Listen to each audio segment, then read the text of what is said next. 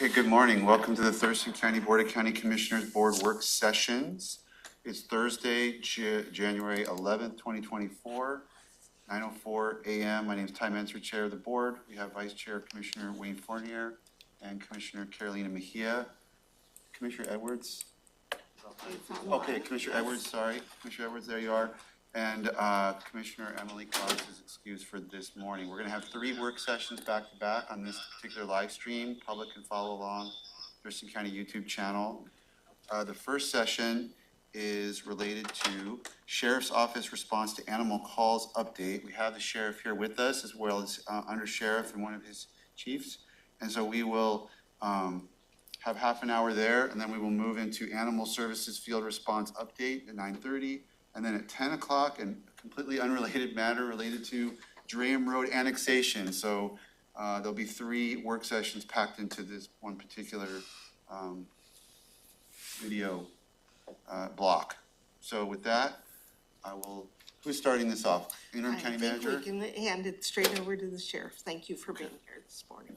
Good morning, Chair. Good morning, Board. Thanks for having me. I wanted to schedule this to kind of give you guys an update from the biennial budget. So to catch Commissioner Fournier up, part of our general fund request last year was essentially to divert half of the animal services budget, which I think was close to $500,000, to the sheriff's office so that we could control our own field response.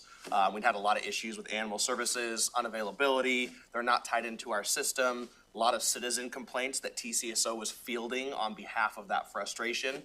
And so we thought it was best to just try and basically still pay animal services for the infrastructure that they had and all those kinds of things, but to really take control of the actual field response, to deploy 2 civilian animal control deputies under our own,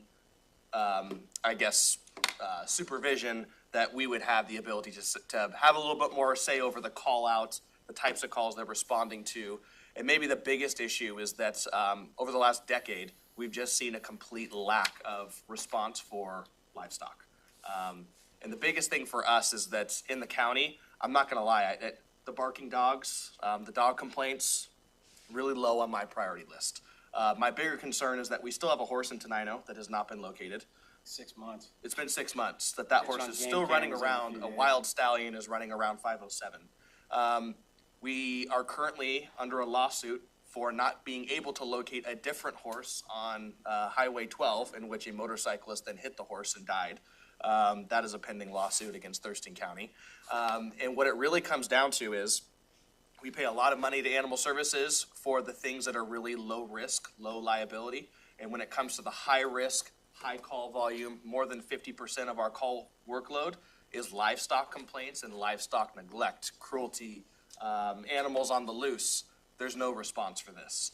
And as we know, general fund patrol was hurting for a very long time as far as staffing. We're still in that mode, even though we have a future with Prop 1.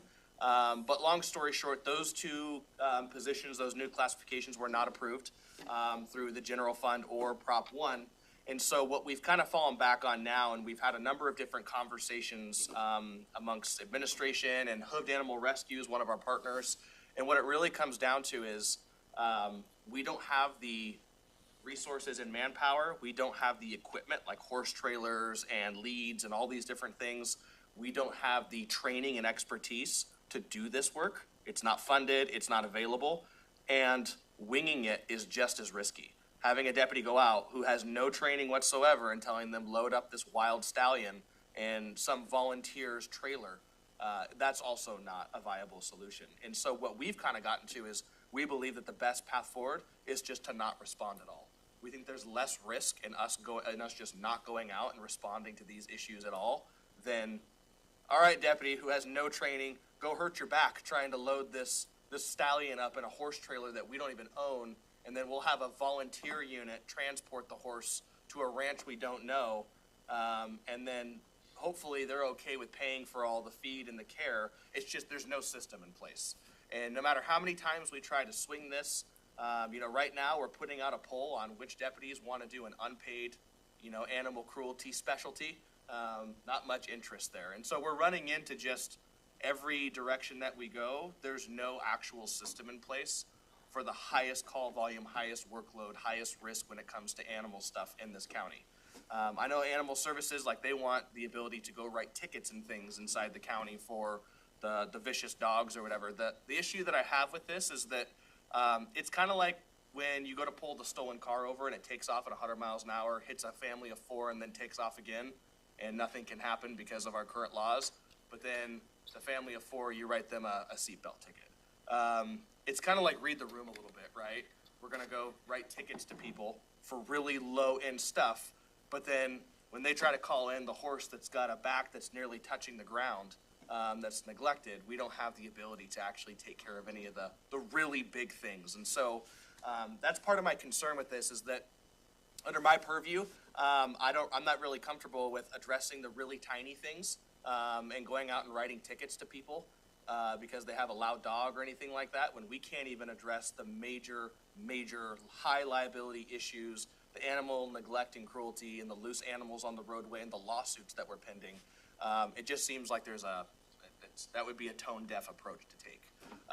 So I don't have a solution. That's not what I came here with today. It was more to brief the board about where we're going with this. Because Thurston County for a very long time has been the punching bag for this issue.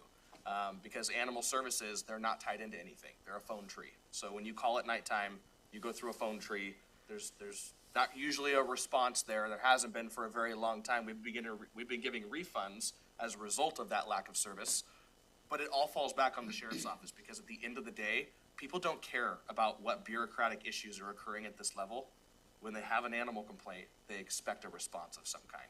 And so I guess my proposal moving forward with the board, since we don't have a solution and we're not comfortable putting our deputies in a scenario where they're going to fail or get seriously hurt or killed, would be to either have the county invest in the Thurston County Sheriff's Office to deal with these issues, or have the county fully invest in animal service to deal with these issues. I don't really care which one it goes into, but this is going to continue to be an ongoing, recurring problem. And we're just at the point now where I'm kind of putting all the impetus on the commissioners and animal control to kind of figure this out, as far as the citizen complaints and all those kinds of things. We presented a solution. That wasn't the direction that we wanted to go, and that's fine. But we're kind of still hanging out to dry as far as the direction that everyone wants us to take. Get a hand from. I see. Commissioner? Just letting the sheriff finish his point. No, Is that good? Yep. Commissioner Mejia, go ahead. Thank you. My question is in regards to, has the nighttime calls improved at all, or, you mentioned that it's a phone tree at night, and I know the executive director for Animal Services said that they had talked to TCOM and that was being addressed. And so has there been an improvement since last October on this, or is it still the same? I do not know, because we are starting to change our practice where when people call in, we just say, call Animal Services. That's where we're at.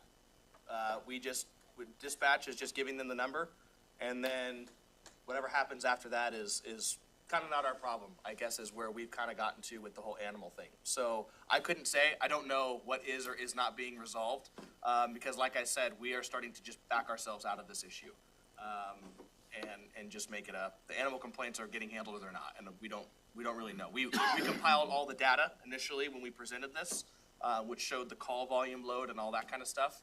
But I do not know, because once again, Animal Services is not tied into, they're not actually tied into the law enforcement radio system, report writing system. They're not tied into TCOM directly. TCOM does not dispatch for them. So I don't think this was something that was brought up before. There's not really an effective way to gauge that gap of people who call in, get frustrated, and just give up. That I think is the missing data. We do get some people who call in, we send them over, and they call back and say they didn't get anything, and they demand to speak with a deputy or something like that, or a supervisor.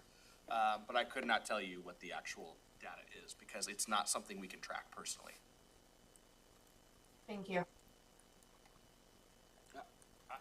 I appreciate what you're saying. I think it's a concern. The large animal issues are absolutely a concern.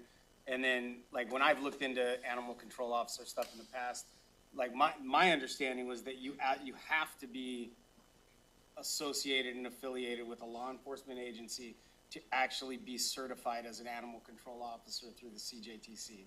So they have to be tied in. You can't, my understanding is you couldn't like have somebody at the animal control place be a limited commissioned officer to be able to go out and write tickets, even if you wanted to. They have to be a part of the law enforcement. So without, They can, they just need the commission of the head of the law enforcement from that jurisdiction. even if they're not an employee of you, they can still go through that 80-hour animal control class okay, Correct, they just can't write tickets without my commission. okay. Which is the scenario that we're currently in, where Animal Services wants my commission to go write tickets, and my focus is very low on tickets right now and very high on the fact that my lieutenant just had to go out and shoot 2 vicious dogs. Yeah.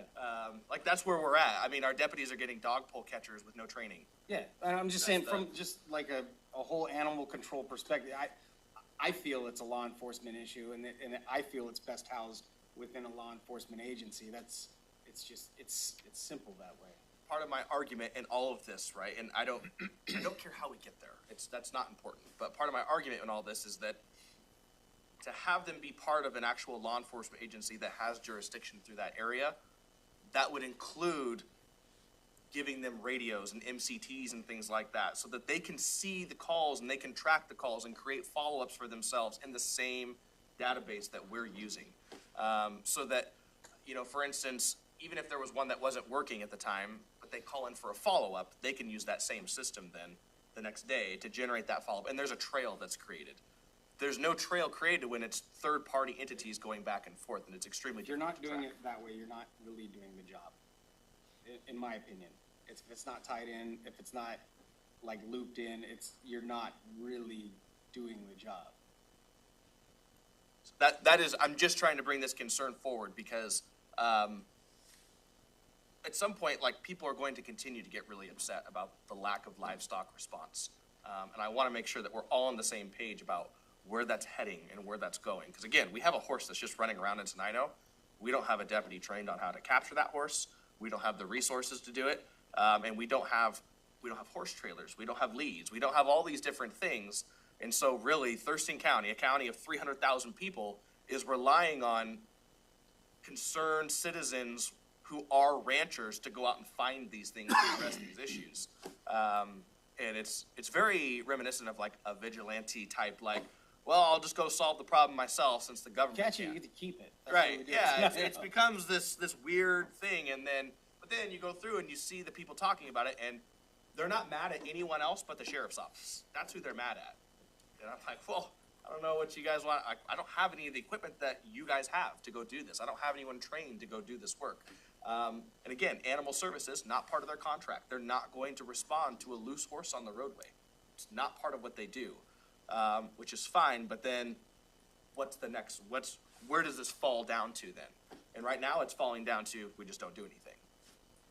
Wait, so, if Animal Services is not, like, that's not their business, let's just say, and, I mean, I'm not gonna put words in their mouth, but then really it's just a gap in the system. And so, if the commissioner, and you've identified this gap, and let's say we work on a solution and we try to fill that gap, now going back to we fill the livestock gap, okay, livestock's taken care of, and in whatever way. Are there remaining issues to be dealt with regard to just what Animal Services does do with dogs and the cats and other things? I mean, do we still have issues to work out there, or is it just we gotta deal with livestock somehow? I think for the most part, what you find is anything that's not priority, I'm not really worried about, right? Like that kind of stuff. When someone says they have a barking dog, I'm not concerned about Animal Services following up the next day. I mean, that's pretty much already been the status quo. The bigger issue I have are the things that can't wait. And some of those things are always going to be a law enforcement issue. When you have a dog who's actively biting, I think it was the last night we had 5 people that were bitten. And so lieutenant shows up, ends up having to dispatch both the dogs, right? Like, that's something where we're going to respond with our lights and sirens on and end the threat for everyone involved. And everyone was very grateful for that scenario. So I'm really not concerned about what Animal Services does on the back end. But at the same time, we have to have something in place for the emergency, right? Like all the cows blocking the roadway, the public's gonna have an expectation that that's not handled in 2 or 3 days, that we have someone who's going out there and handling that immediately. So I don't necessarily think there's gonna be an issue with the other stuff, because a lot of the other stuff is not it's not a huge priority. You know, the clear report of a vicious dog, that can wait for Animal Services. Those are things that can wait for Animal Services. My bigger concern is, right here, right now, we have a major gap with the livestock, and we don't have emergency response, other than a deputy going out and blocking the roadway with their lights. Like, when I got loose cows on the roadway at 2 in the morning, I drove out there and turned my lights on and waited. And when the cows got off the road, it was clear resolved, and you turn your lights back off. I mean, there's no expertise there. I was never trained on anything other than, you know, make it safe for people who are driving. Commissioner Mejia? Thank you. I'm wondering, Sheriff, if you've talked to risk management about something like this. In terms of, you mentioned a lawsuit earlier, right? And incurring that liability and that risk. What I've seen is whenever we open new programs, right, they also incur new liability and new risk.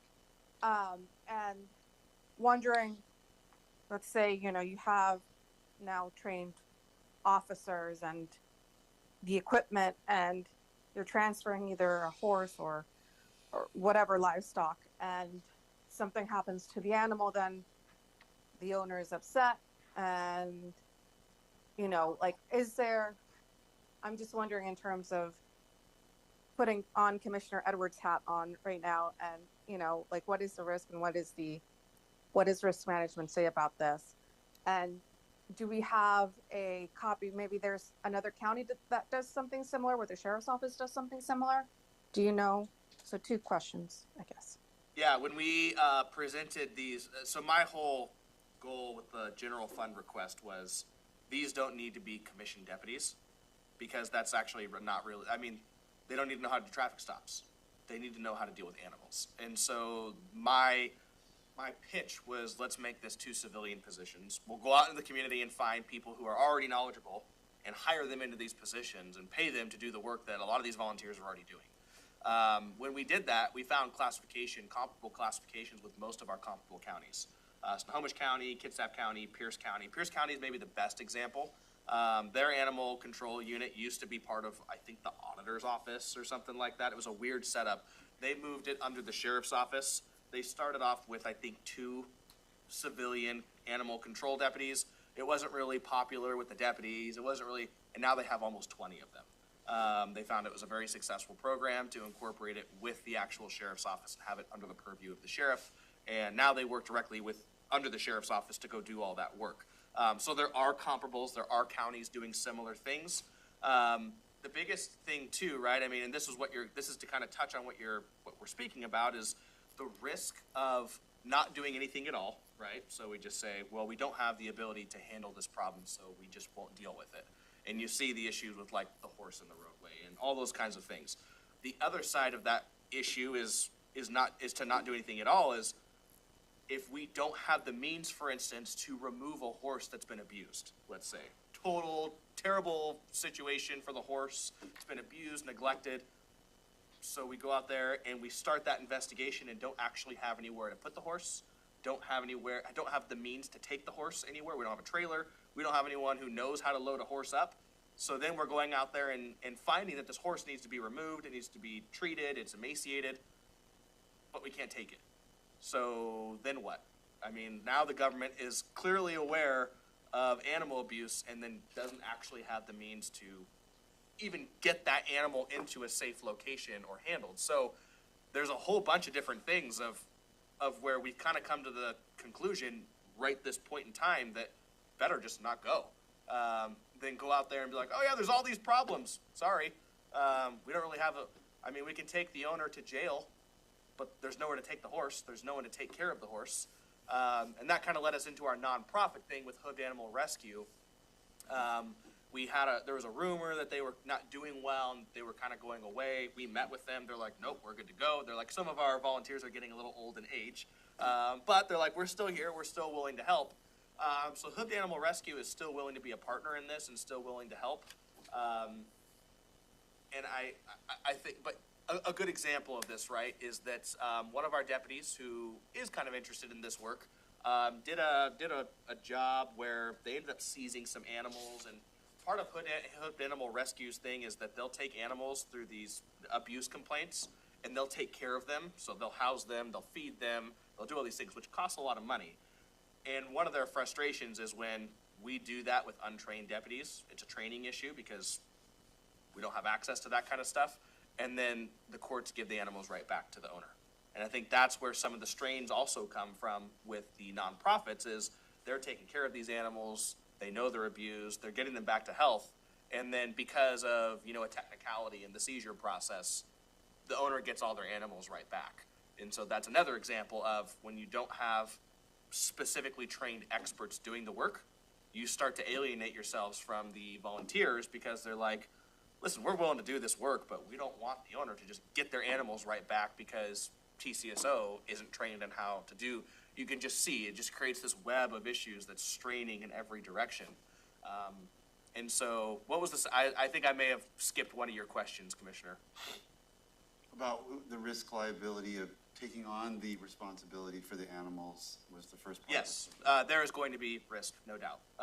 No matter what you do in this world. My perspective personally, and we can certainly reach out to risk. I'm sure they're going to tell us there's risk there's risk no matter which way you go, whether you leave the problem and let it fester or deal with the problem.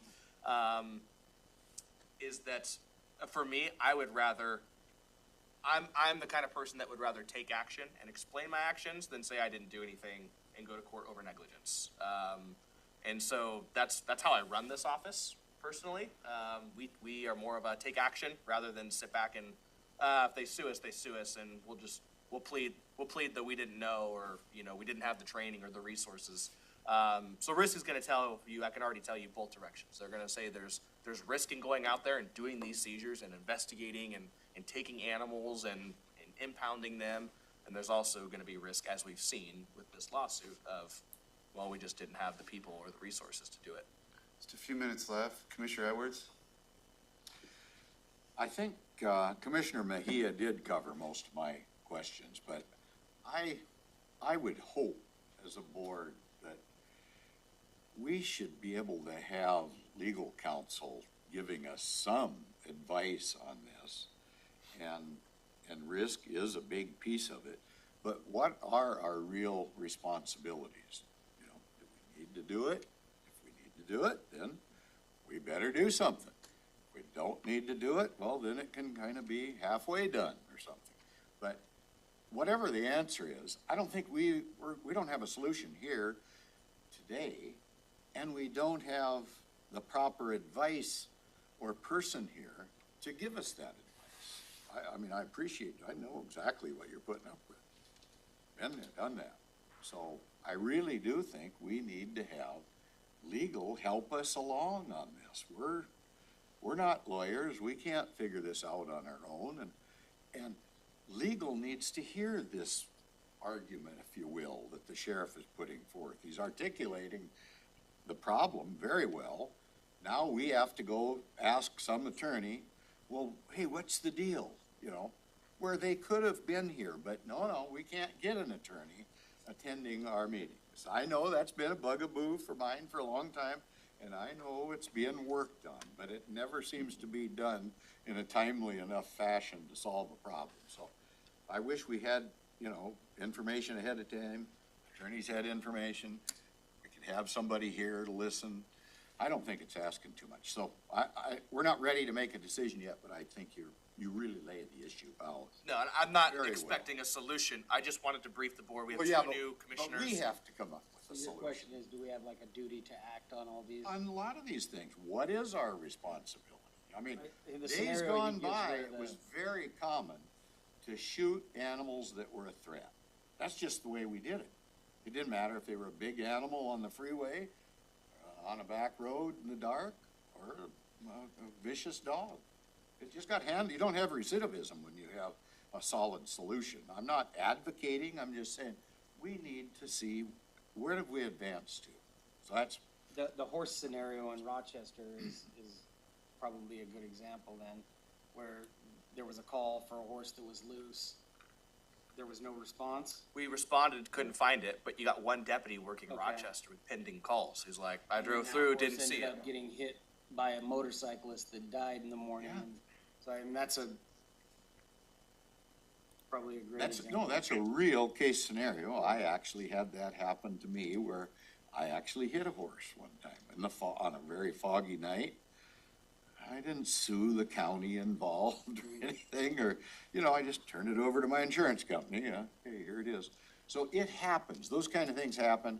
Sometimes you have a much more serious outcome than other times of property damage, so. Okay, We need to know what our situation is. we've hit our 30 minutes. Thank you so much. Thank you so much, Sheriff. I appreciate it. Thank you very much. Yeah. Good explanation, sir. We will definitely be taking this up. All right, next up is Animal Services Field Response Update, and I think we have folks here for that. From Animal Services, Jazzcom.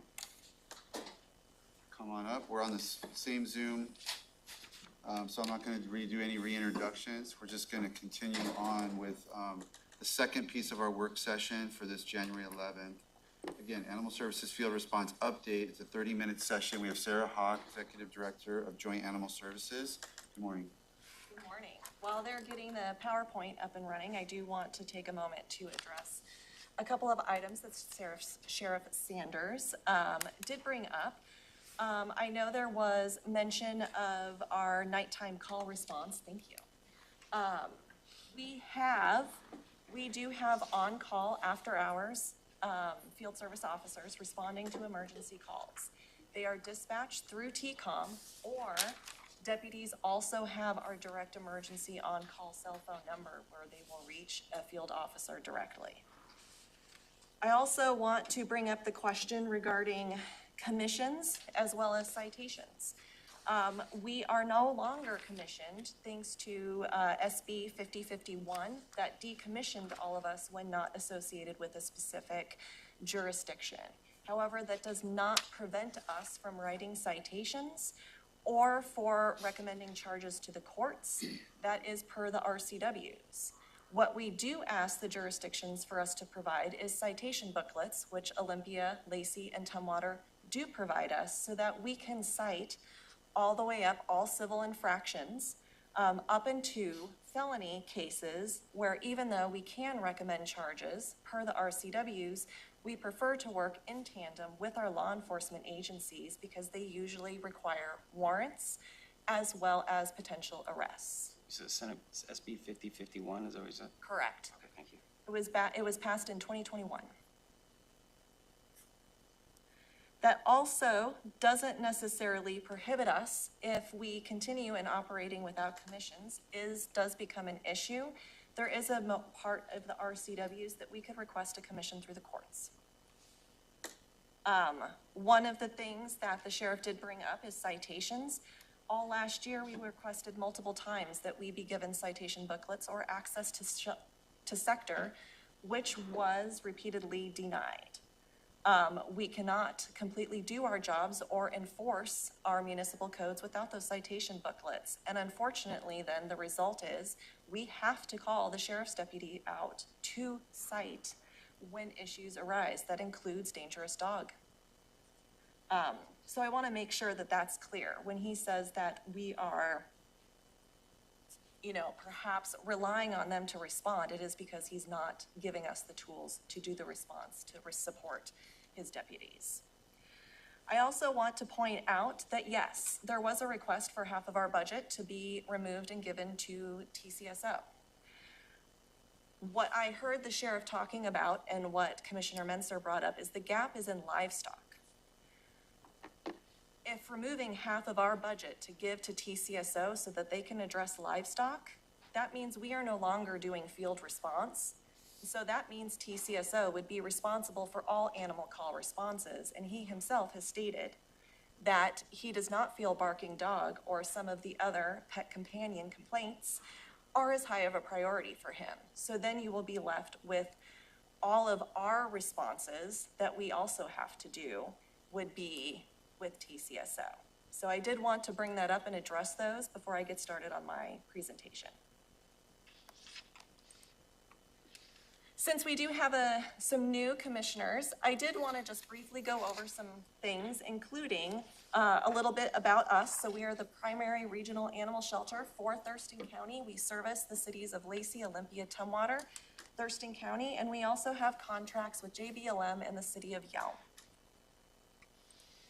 We service mainly pet companions, so any domesticated animal that is considered a pet within Thurston County falls under our jurisdiction. A lot of people, I like to show this graphic because a lot of people assume that all we do are stray animals, adoption, humane law enforcement, and perhaps licensing. But what everybody misses is what's below the surface, and that includes community events, volunteers, owner-requested euthanasias, low-income spay-neuter assistant. We also provide veterinary care. We have a pet pantry, roof over rover, and many other programs, including emergency housing, for the constituents of Thurston County. A little bit about the Joint Animal Services Commission. The commission was formed per the ILA between the 4 major jurisdictions, and each member of those 4 jurisdictions have a seat, an appointed seat on the commission, as well as several community members. But it is the jurisdictional representatives on JASCOM that pass and approve the budget. This is just a little bit more. If you're interested about learning more about JASCOM and who sits on it, you can always visit our website. I also wanted to bring up, so that it is no surprise to anybody, part of our strategic plan is that we are conducting a feasibility and space needs assessment this year to address the issues of our failing shelter building. This building, we moved in 1996. This building was built in 1974. It is not built to the standards of housing animals, and the building is slowly going. Let's just say it will no longer be safe to house animals in the next few years. So we are conducting that space needs assessment. We have already done a capital facilities plan in tandem with the city of Lacey, where they identified our building as the 2nd worst building in the entire city, save the police department. We are not functioning at maximum capacity, and the building is not meeting the needs of the community members of Thurston County. That also includes some large items that had to be addressed both last year and this year, one including our major sewer repair, where about half the building's sewer was dug up and replaced over a 2-month period, where we had to shut our doors because the sewer system had failed and disintegrated. We are also having to do a major kennel repair of our adoption dog kennels because they are falling apart, they are leaking, it is no longer safe to house the animals in our care, as well as members of the community coming in to look at these animals for adoption. And so with this upcoming space needs assessment, you'll be hearing from me throughout the year with updates with this. We are looking at what it would look like to build a new shelter on site on our current 5 acres, or what it would look like if we moved to a different area so that we could better service the community with a variety of needs. So we will be gathering data, they're gonna be doing some workshop, and they're really gonna focus on intake as well as our programming and what the future looks like for animal services servicing Thurston County in the future. I do wanna talk a little bit about our jurisdictional assessments as well, just to kind of go over what Thurston County currently pays. Our overall budget this year is $3.8 million, to which Thurston County's contribution is $942,758 in overall assessment total. Thurston County does incorporate 50.1% of the combined assessments that are charged to the jurisdictions for our services. There we go. Did I skip? Chair? No. Could you break that down, the 3.8 million? I didn't that didn't look like it had. No, it just was showing the jurisdictional breakdown. So overall, we have a $3.8 million budget that includes donations and other revenues from contracts. And the jurisdictional assessments are only a portion of those revenues. Yeah. We did face some challenges. You know, it was brought up, we were having some staffing issues, but it wasn't just us.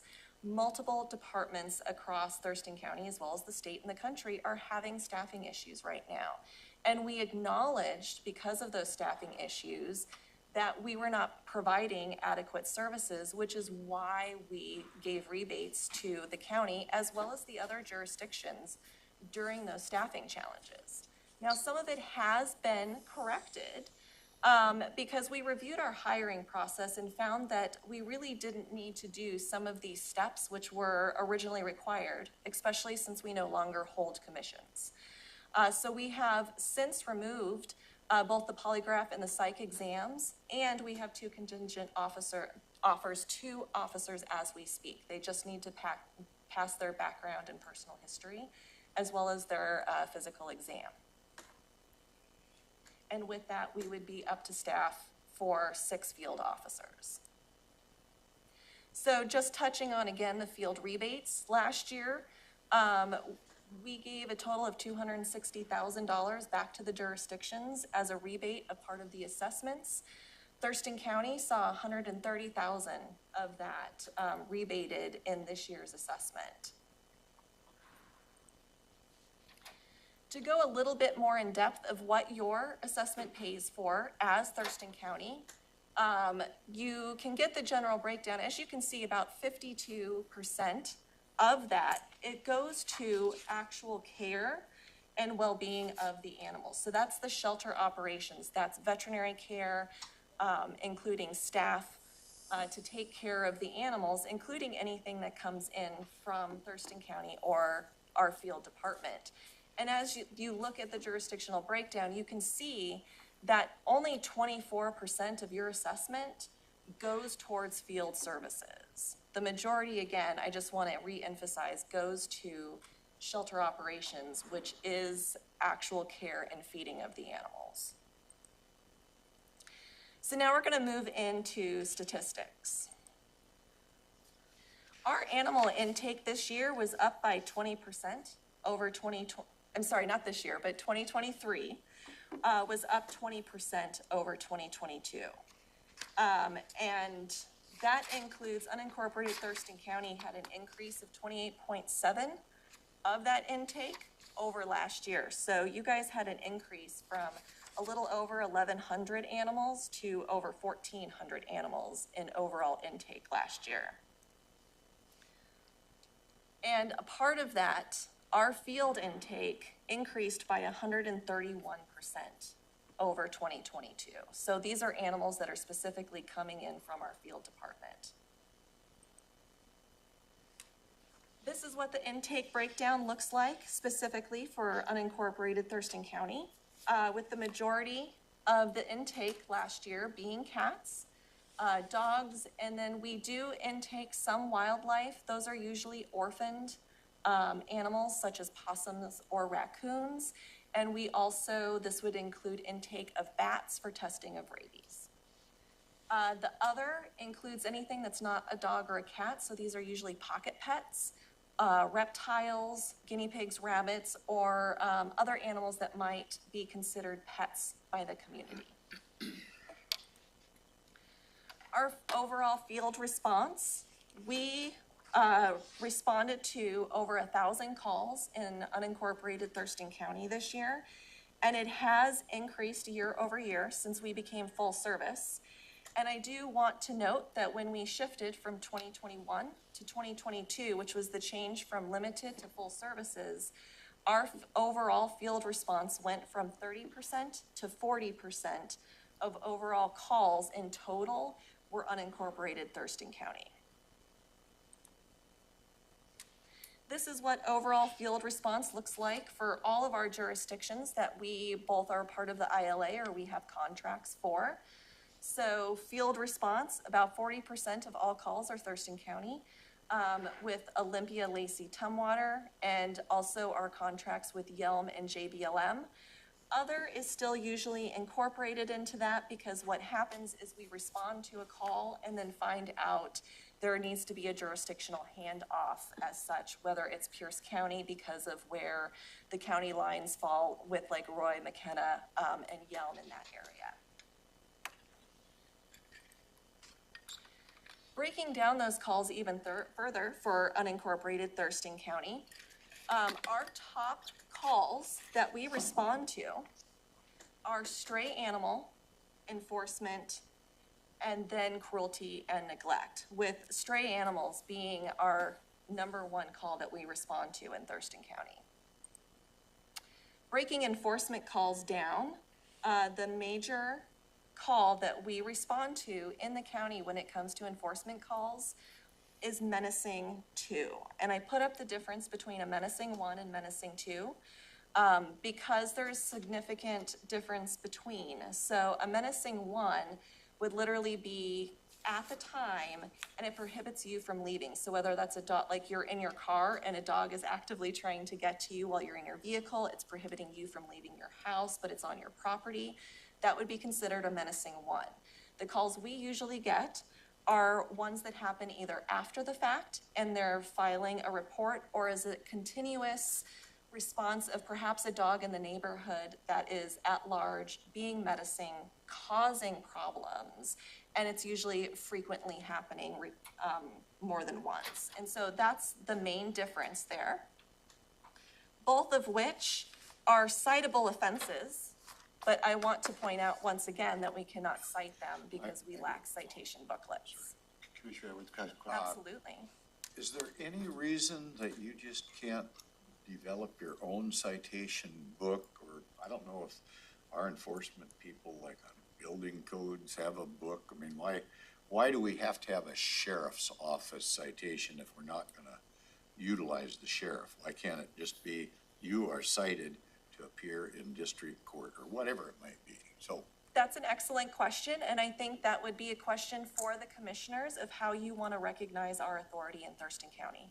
well, no, I mean, it wouldn't be our authority. You'd use your own from the RCW, but We have the RCW, but it has to be acknowledged by you guys gotta in be order to be delegated enforceable. maybe we could do something like that. I don't know why we couldn't say, here, use this citation book. I know there's different office supply places that must have it.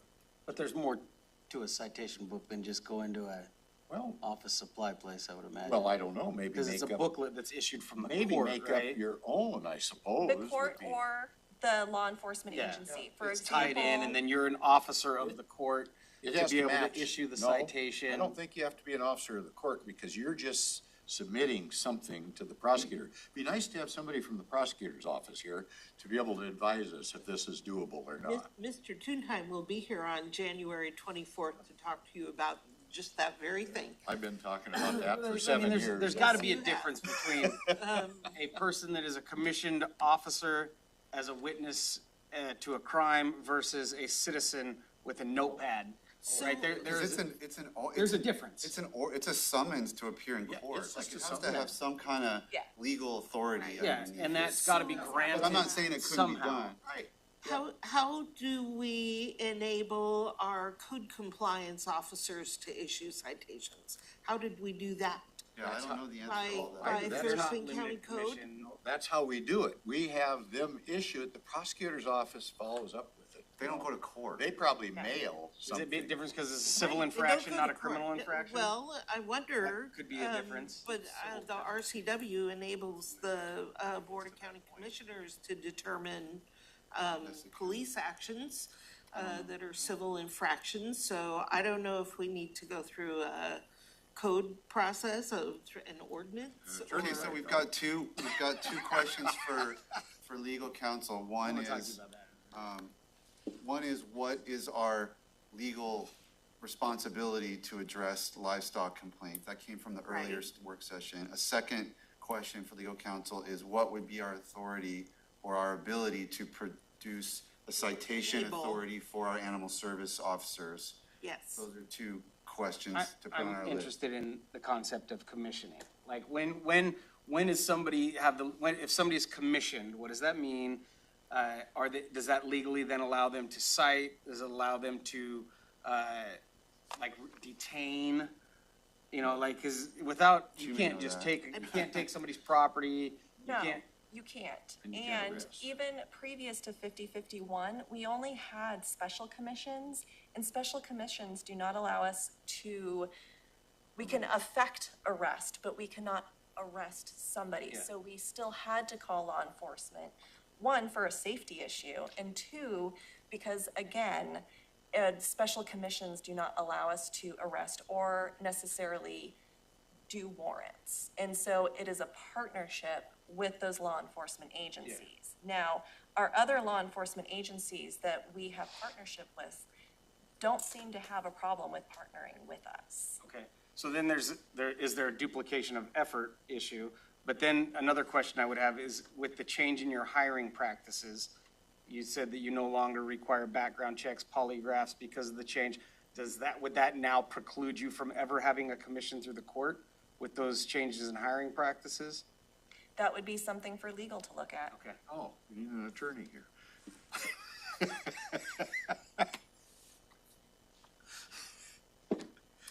Sure. Continue. Yeah, please continue. Thank you.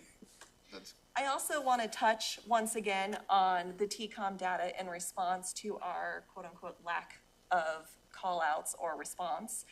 TCOM, and this is data that we pulled from TCOM in 2022, and we pulled all animal calls in unincorporated Thurston County, and we compared it to our database where we do track and respond and have follow-up to all calls that we are called out to. So we may not share the same database as the law enforcement officers, but we do have a database that tracks every single call and every single activity that is done. So if we receive a call, it's in our database.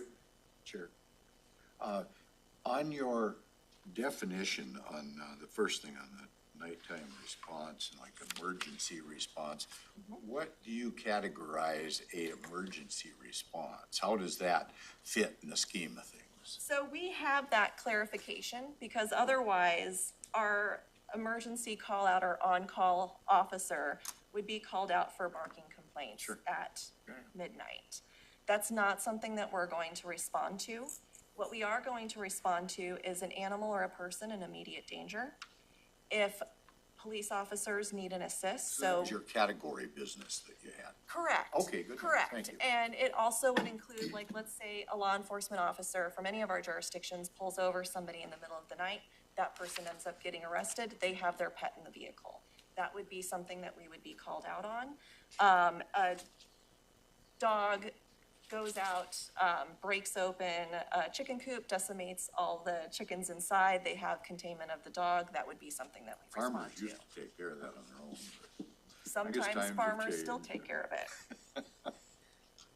so can you, I'm sorry, can you explain this slide a little more? I think Yes. You're about to, okay. Yes.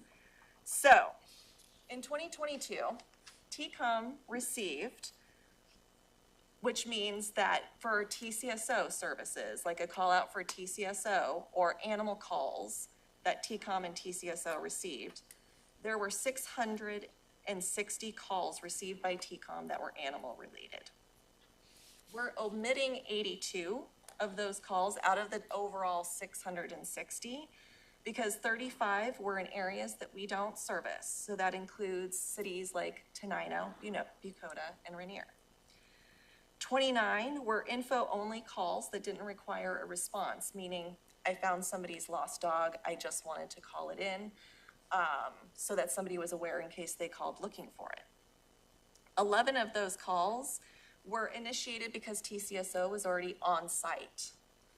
And then 7 calls were miscellaneous or duplicates, so really more mental health, duplication, repeat calls, things like that. So those are what the 82 overall calls that we're just admitting out of, like, that's not a part of our data So you moving had forward. 588 that you would have responded to. Hold, Okay. we'll get to the next slide. You got, we only have about 5-6 minutes. I know, Okay. I'm doing my best. Sorry. So that leaves the remaining 578 calls. So now, 223 of those calls were pet animals, and those 223 calls are calls we would have responded to. Are we looking, say that? Are calls that we would have responded to, they're pet animal. So 223 of those TCOM calls, Would have or did? we would have, Had they gotten the call? had we gotten the call, and that's what I'm getting to. So then there were other calls, 182 were livestock, and 173 were wildlife. Now, some of those wildlife were also like, there's a cougar in my yard, some calls like that that neither, TCSO or Animal Services needs to respond to.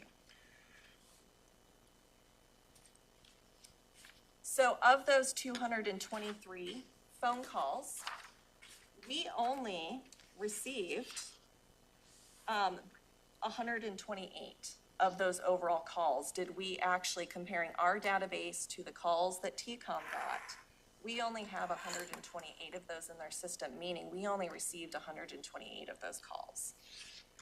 95 of those calls were after hours. I'm sorry, 128 calls were during business hours. I'm looking at the wrong slide. And then 95 were after hours. So of the 223 pet animal calls, we only received 102. That's how many, because previous to us having this conversation with TCOM's response, TSCSO's response is call Animal Services and they hang up. And they expect the caller at the time who called 911 or even non-emergency to hang up and then dial our number. That's a huge gap in service, right? So what we did after finding that was that we met with TCOM to discuss what we could do to solve that issue. And so the new process is TCOM has actually built in a transfer button. So callers, when they call and are reporting an animal response call, if it was in with our jurisdiction, they just have to transfer it over to us, and we receive that call. There is no more hang up and now dial Animal And Services. it either goes to a person or an answering machine? It goes to a person. It can go to an answering machine sometimes during the day if all of our call lines are full, meaning like every single phone is in use. What about nighttime? Nighttime, TCOM has directly our dispatch, again, our emergency cell phone that our officer has, so they can transfer that call directly to them. Or a lot of the officers have that phone, directly. And since you made that change, how many calls how's it working? We are actually have a meeting in the next couple of weeks with TCOM to talk about that. So I wasn't able to meet with them before that to be able to pull those numbers. But we are actively responding. We have field officers out almost every night that are on call responding to calls at night. And I also do want to point out that,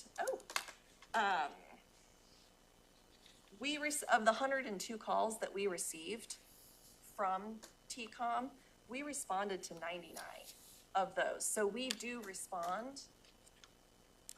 Oh, thank you. We do respond when we receive the call. It's not a lack of response, it's just a lack of getting the calls. And there's that gap. Okay, And I have 3 minutes for questions. No, you've done good. So I will say that in response to the board's request for regular reports, Sarah will be coming in every quarter. We're going to make this a standing meeting for the board to be able to track the data through the year this year. And if you'd like reports sooner, just let me know or let Sarah know and we'll be responsive with the data. I got a quick question. Oh, Yeah, go ahead. I was gonna say, if there is data that I am not providing that you would like to know, like if I have missed something that you guys would like me to cover, just please let me know, and I can make sure to include that.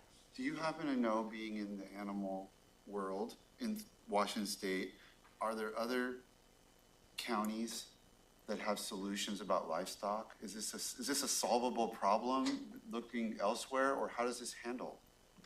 Because there was Sheriff said it, and your stats bear it out, that there's a significant number of There calls.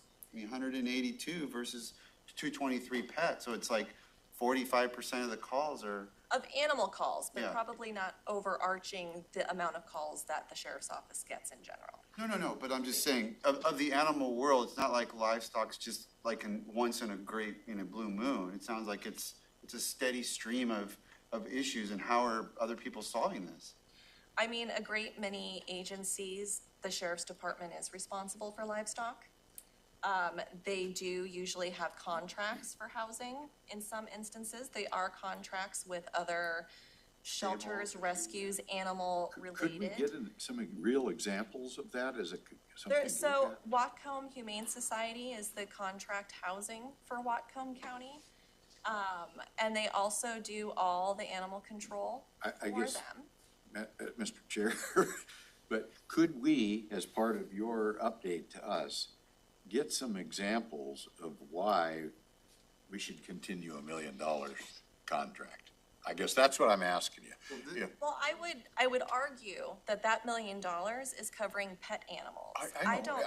you Yeah, know, I mean, it's I really- don't I'm looking for a argue that- solution. My question's different. I just was asking you because you might know. Yeah, But- I mean, it's, the housing of livestock, you know, it's expensive.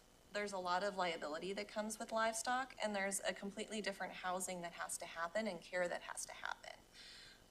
And so we can explore what those options look like, or even talk about, and I can present at a later date, but I don't know if, in our current state with our facilities, if we're the correct party to be doing livestock either. It's a lot easier to find the owners of livestock as well. So I'm like, except for this wild horse that I track on game cameras, like when it comes to, 3, 4, 5 cows get out, you can identify whose cows those are. It's easy to follow fence lines and then getting them back in. So like, but when it comes to like emaciated, like animals that are neglected, and then you're having to take them away, treat you're them. gonna have to put them, you have to have a doctor that's responsible for them. You typically have a stable or a rancher. Yeah, I that don't would see the take scale of some- this can be like. It's the- doable, yeah. But I mean, the amount of units of that type of situation versus the infrastructure required Yeah. to provide that just We seems don't to be build our own crazy. pens. You've got The to county contract doesn't- out with somebody else that does. We don't take them to the does fair this. and hold them at the fairgrounds. Yeah, You that would have be, somebody that would be does that. ridiculous. So, So Sarah, would you be able to But, like, my contact question is, like, your colleagues in why would other we- counties, in rural counties, and find out how the livestock issues are addressed? And possibly report back on that? Is that something that, you guys could do? Maybe we could put that together with some legal advice and come up with a solution. I'd like to. you know I I'd can't love let to, up. yeah, that's These animals. good, My Commissioner. thing, like, Um, animals. I think know. that if we look at what other counties are doing and find out what your options are, whether they're, led by law enforcement or part of the animal response, and how it's addressed, let's see what other people are doing to try to resolve it. okay, we're out of time. Thank you so much, Sarah. Thank you. See you. Thank you very much. See you soon. Sounds like. I think we've got a meeting soon. Okay, our third piece of this work session this morning is Draham Road Annexation Briefing. I'm not sure who's here to help us with that. Jeremy? Jeremy is in the Okay. room, but I will kick this off. It came to our attention late in December, very late in December, that there was an annexation request. And a response is needed to the, Boundary Review Board no later than January 26th. So, Jeremy and other staff from CPED have taken a look at what this is and developed a recommendation for the board, what your options are, what the recommendation is as far as response. And you have that memo? You have it? Yes, you do. I think it's that, right? See the This thing one that right here. looks like a letter? Okay. I have extra Good. too, so. All Very right. good. So with that, I'm gonna turn it over to, I'll start. yep. Great. Joshua Cummings, Director, Community Planning and Economic Development, CPED, joined by Jeremy Davis, Operations Manager, Jeremy's gonna get into the details of the memo, but just to set the stage, I wanted to make sure that the commissioners were aware that we, including the Assistant County Manager, have been in good partnership with the City of Lacey. We met recently with them to work through these options. And I'd just like to say, you know, in honor of the spirit of collaboration, appreciate the partnership that the city has provided in terms of the process and then what can be done from there on. So, as Jeremy will get to, annexations have very specific processes that cities have to follow. And then there's, opportunities thereafter to expand or adjust. And so what you'll see in front of you, I just want to make sure is very clear that we've been in good collaboration and communication and partnership with the City of Lacey, that we're not making these recommendations in a vacuum, and that we think that they're detail-oriented and a good path forward. So with that, I'll hand it over to Jeremy. All right, and please feel free to stop me anytime and with questions, of course. So the City of Lacey is proposing to annex approximately 42 acres on the north side of 15th Avenue Northeast to the east of Judd Road, and that's that annexation is shown in attachment A to the memorandum.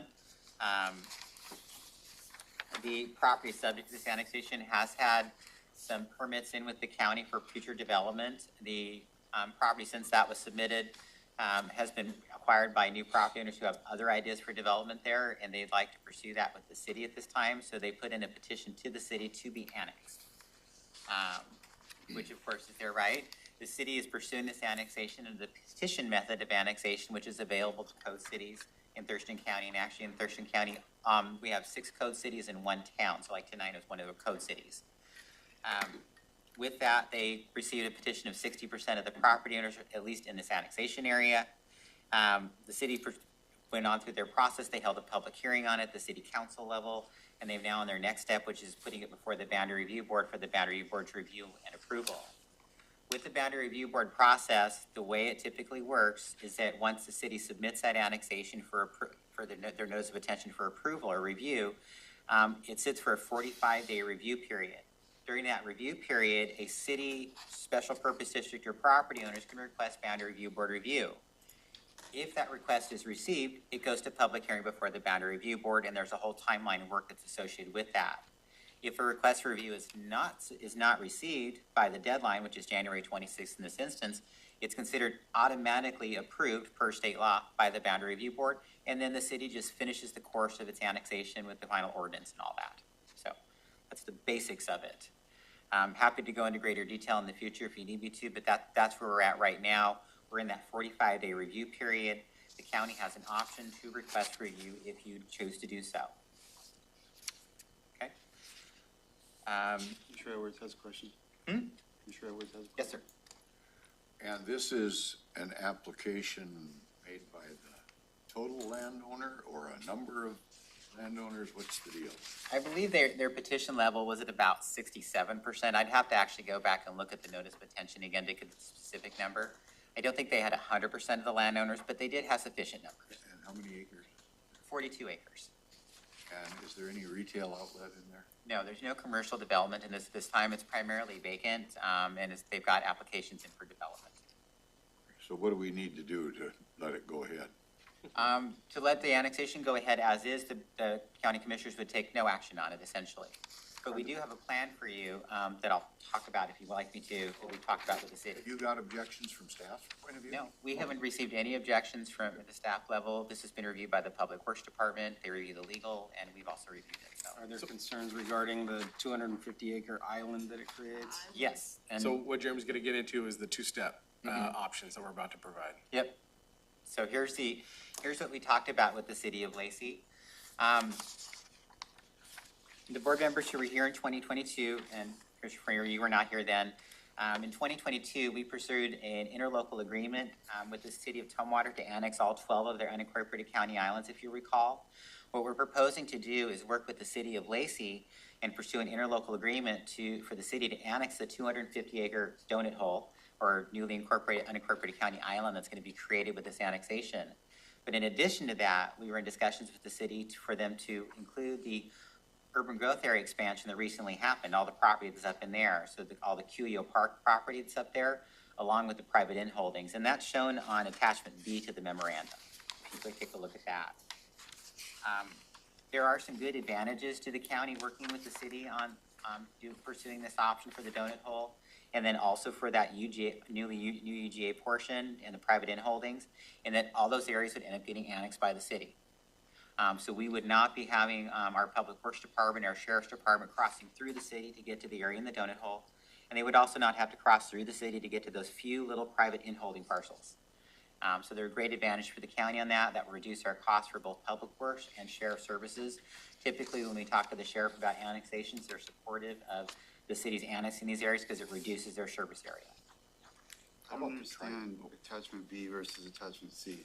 I don't see how. So if you look at attachment B, that is the new urban growth area expansion that the county recently approved in December with the amendment to the Lacey Joint Plan. That included all the new property the city had acquired for the expansion of the QO Community Park, as well as private in holdings. And that's the area in red, and you'll see a couple of white blotches in there that says additional parcels. So let's do this. Take your two maps, separate them so you can see them at the same time. Start with attachment C. So we'll start from the beginning. Proposed annexation, that's where the Draham Road, that's what started this whole conversation. So that's the beginning. Blue square. The blue square, yes. Blue square. And then that red box That lops off this middle part. creates like an island all by itself, a huge island. So the second part is what's called the donut hole. And so fixing that, the ILA would say that the city would annex that portion also. And then the third part, you can see a little cut up here. See this little raggedy edge there? That's Cuyo Park. Look at this, and that relates directly to that green right there. And so just north, it's not pictured on this map, but look just north, and there's two little parcels in that red cutout that the city would also annex. So there's three parts. So really what you'll see in the options is the first part is do nothing. Let the Draham Road annexation just go through without any contestation. And then the second part is the city has been, I think, positive in proposing, let's get this donut hole annexed and those two little parcels north of Cuyo Park. And that's in the options that we're providing. So this is what we've been talking about in terms of collaboration. So that's the maps, if that helps. So would that be added to this annexation, or would this be just Two-part. something? Let the annexation go. Two steps. We're doing the And two create, step. and create an ILA to do these two area annexations. When? So if we let the annexation go, of course, we're gonna take no action. And then if the board directs us to, we begin working on a proposed ILA with the city soon. We already do have an ILA with the city that would provide some basis, and we also have the Tumwater ILA that we worked on in 2022 that can also provide a basis. And it could probably take anywhere from 4 to 6 months or so to try and work through that ILA. We still, of course, need to meet with the city again to work out what an official timeline would be, and the city staff needs to meet with our city council to make sure that they're okay moving forward with this. But if the commissioners approved the ILA annexation portion and the city approved of it, which they are already showing that they'd like to, we'd like to have it completed for the end of this calendar year. That would be a goal for this year. The reason I ask when is because, I think Olympia was proactive in addressing their islands. Tumwater was very proactive and we got rid of their islands. We've been talking to the city of Lacey for many years and they don't seem interested in addressing their islands until now when they want something, and we'll address our islands later. And their islands are the most problematic islands, according to the sheriff. We can't speak to any of that motivation, but what we do know is they're not gonna be making any money off of the ILA annexations. There's no commercial, as we've already stated. So understand there's a lot of history. What I'm saying is that we're here to move forward if possible. We think this is a potentially good Is there a option. way to, Not a bad option, I'm just saying. is there a way to, you understand the two up above are just kind of like, they're nearby, but they're not contiguous or whatever the terminology is. But this one, I mean, we've had ones in the past where we've said, no, we contest, you can't, like, couldn't we more actively say, we'll agree with this, but then you have to take it all, because Take you're it out. creating an island in this Here's- particular Yeah. instance. Isn't that the proposal? Hold on a No, second. they're saying we just deal with it later. Let Jeremy get there. There's Yeah. RCW that limits that. But Yeah, continue. so, when we request review for an annexation, and it goes before the Boundary Review Board for public hearing, they basically have three options. They can deny the annexation, they can approve it as is, or they can expand the annexation. If they choose to expand it, they can only go up to 100% of the original area of the annexation. So we at the staff level, and that's what it is, we at the staff level took a look at possibly expanding it in the donut hole. We certainly couldn't take the whole one. The next step is to look for a natural neighborhood to include, and that would be the Woodland Creek Estates neighborhood. Unfortunately, that's 72 acres, it's too big. We couldn't really say take 42 acres of the neighborhood and lop off the northern portion. It creates an irregular boundary and doesn't take in all natural neighborhoods. So if they couldn't necessarily make a decision favorable to the county's position in that instance because they couldn't meet the review guidelines and state law for it. And the ILA that the legislature has provides more flexibility than we've had in the past. So this is a good thing in terms of the new legislation that the former county manager had worked on with the legislature the past couple of years with the city of Lacey. We had heard that the Boundary Review Board could, you're saying if we don't object, then they deem it automatically approved? They don't do their own independent review? I thought when we were discussing a Lacey one 4 or 5 years ago, they have principles, they're not, even if we're like, oh yeah, create a bunch of islands, they could say, no, we're not gonna allow you to create that island. The way the state law is set up, unless someone requests review in the 45-day review period, it's deemed automatically approved by the Boundary Review Board, and then the city finishes its process. So they don't necessarily have the ability to do that, especially with the petition method of annexation. I thought our ILA said we're not gonna create islands. I thought so too. Well, This is creating an island. it is, but we do have a good alternative for working with the city to take in the entire 250 acres that also benefits the county by taking those private inholdings to the north.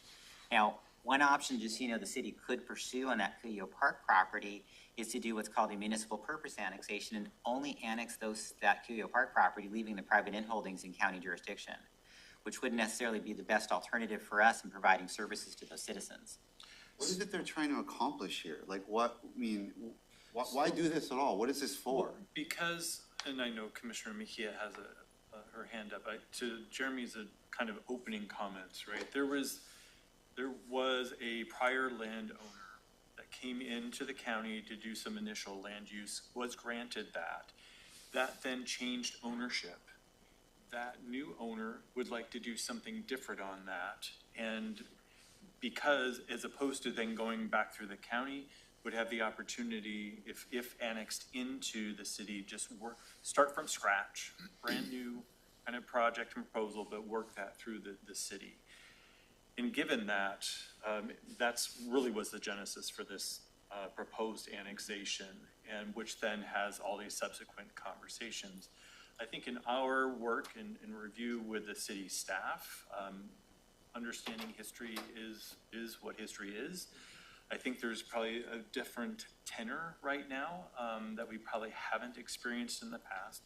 The city of Lacey is actually moving forward with a annexation feasibility study that will really give them better the financial metrics, and then they will be partnering with the county on a lot of those inputs that they'll need to put into that study. But I think the council too has kind of maybe shifted a little bit in terms of their direction to actually try to eliminate the resulting island that is being created because of what is initiated by the property owner. And think of this Hold on 1 second. Commissioner Mejia has her hand up, and then I have a question.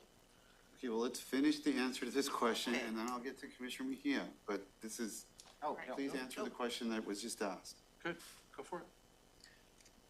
Which question? Restate the question. Sorry. Well, it sounded like you had a response to, Rob was trying to answer my question. It sounded like you had a response to Rob's comment. Oh, no, I didn't know. Okay, then Commissioner Mejia. Thanks. So I'm a little wary, given the past history and not having anything signed before that expires, I mean, why couldn't we object to it and then have the city of Lacey resubmit it with the actual, without creating any islands? And we worked with, you know, I recall working with Yelm, I believe it was, when they were annexing some areas, and we noticed that there would be an island creating, and we asked them if they could include that, and they said yes, and they worked to include that property just so it wouldn't create islands. I'm just, why couldn't we do that now? The waiting for it, then I'm just scared that, or fearful that then we're going to be hearing that,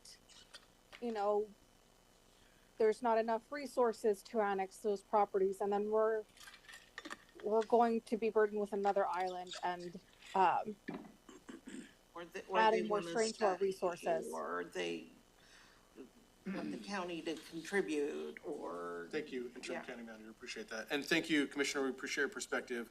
I think what might be helpful is to hand it over to the Assistant County Manager, who's been in the meetings with staff, who's had conversations directly with the Lacey City Manager on this topic, because understood, there might be some trust gap that people are feeling.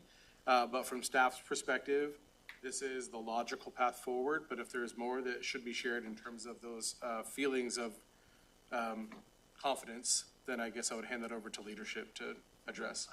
I hear all of those concerns. But there definitely has been, I guess then the question would be back, is there some tool that would help to raise a level of comfort or that the city will go through and in good faith negotiate an ILA?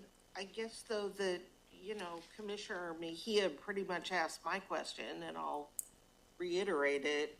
Why can't Lacey put forward a proposal now that just takes this entire area instead of just the parcel that they have proposed? Remind me of the conversation. Didn't this come before the council and they agreed to close that donut hole and the QE? So the city council has heard this and provided direction to staff. Correct. In a public meeting already. So why not take it now?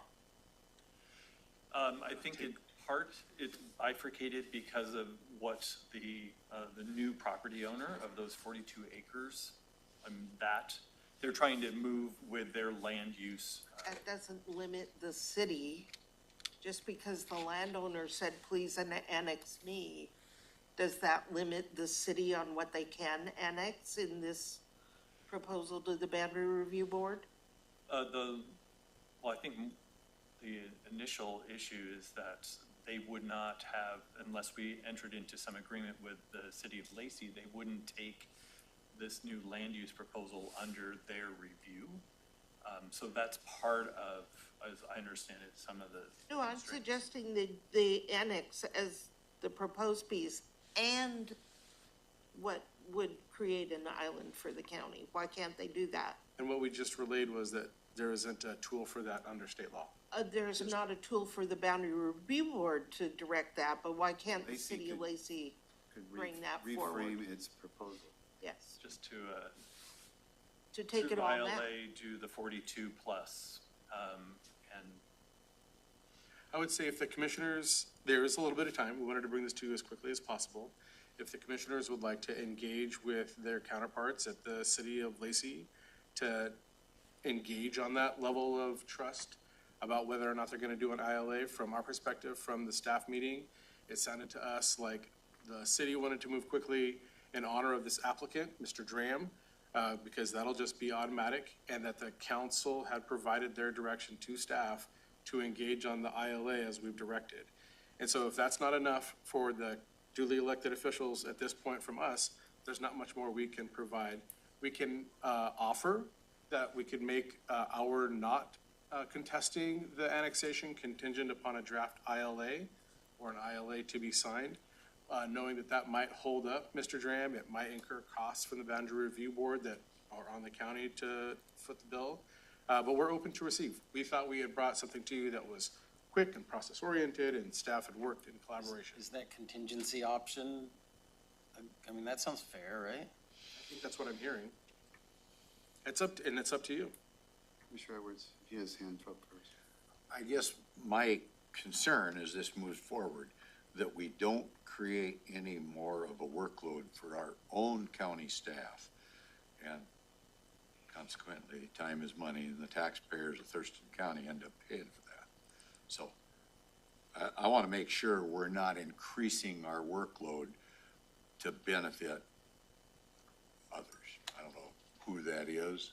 Don't know who's making, you said about 60% want this. That means 40% don't want it or don't care. But, or the applicant pays, I don't know, but I just don't want to burden the taxpayers. Oh, and I want it to happen almost like Robin says, get it over with. Go ahead, Commissioner Mejia. Never mind. So Rob and I can have a conversation with the city manager There you go. about, next step. And I'd like to say this isn't about trust. This is about honoring the agreement we thought we already had with Lacey about not creating more islands. Good, sounds good to me. All right, so that'll be the next step, and we'll do that pretty quick, and we will bring this back to you on Tuesday with an update. Awesome. Thank you, guys. Yeah, thank you, Jeremy, for his hard work on this. Yes. Yeah, thanks, Jeremy. Yes, thank you. We'll get it figured out one way or the other. Jeremy, send a bill over to Lacey. All right, we are adjourned for our 3 work sessions this Right. morning. We're gonna reconvene with a planning session in about 10 minutes.